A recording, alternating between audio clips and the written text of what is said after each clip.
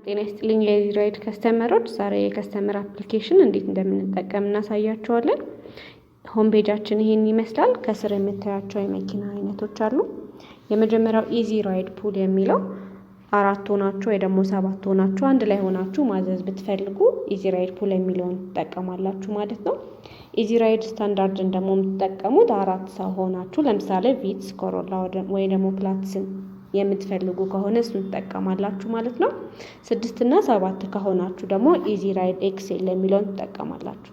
የመጨረሻው ኢዚ ራይድ ኤክስኪዩቲቭ የሚለው ድርጅታችሁ ከኛ ጋር የተገናኘ ከሆነ ወይ ደግሞ የኮርፖሬት ተጠቃሚ ከሆናችሁ ኢዚ ራይድ ኤክስኪዩቲቭ የሚለውን ትጠቀማላችሁ ማለት ነው።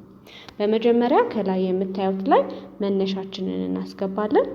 ቀጥሎ ያለው ላይ ደግሞ ዴስቲኔሽናችንን ወይ ደግሞ መዳረሻችንን እናስገባለን።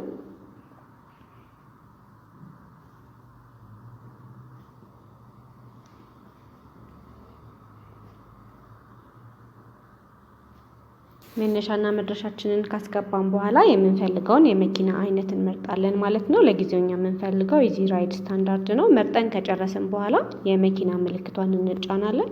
እሱን ስንጫን ኢስቲሜት ብሮቹን ያመጣልናል ማለት ነው።